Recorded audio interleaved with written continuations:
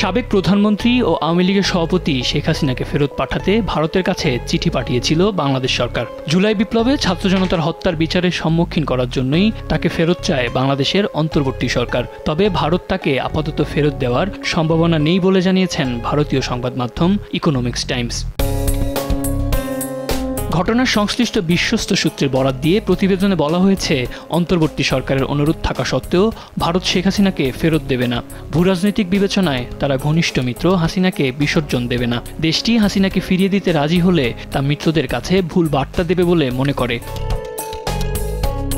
উচ্চ পর্যায়ের সূত্রের বরাতে প্রতিবেদনে বলা হয়েছে, বর্তমান ইউনূস সরকারের চাপ থাকা সত্ত্বেও ভারত এ বিষয়ে দ্রুত কোনো পদক্ষেপ নেবে না। তারা বিষয়টি সতর্কতার সঙ্গে পর্যালোচনা করবে। এ প্রক্রিয়ায় কয়েক মাস লেগে যেতে পারে বলে মনে করে সংবাদ মাধ্যমটি। প্রতিবেদনে বলা হয়েছে, শেখ হাসিনা ভারতের স্বার্থ রক্ষা করেছেন। তিনি উগ্রপন্থীদের বিরুদ্ধে ব্যবস্থা নিয়েছেন এবং ভারতের সঙ্গে আঞ্চলিক সহযোগিতা বাড়িয়েছেন। ফলে বিষয়টি বিবেচনায় তারা বাড়তি সময় নেবে। এছাড়া দুদেশের মধ্যকার প্রত্যর্পণ চুক্তি অনুযায়ী রাজনৈতিক অনুরোধ কার্যকরের সুযোগ নেই। সূত্র জানিয়েছে, বর্তমান পরিস্থিতিতে শেখ হাসিনা দেশে ফিরলে তা একটি অনিশ্চিত ও ঝুঁকিপূর্ণ পরিস্থিতি তৈরি করতে পারে। রাজনৈতিক বিশ্লেষকদের মতে এ প্রক্রিয়াটি জটিল ও সময় সাপেক্ষ বিষয়।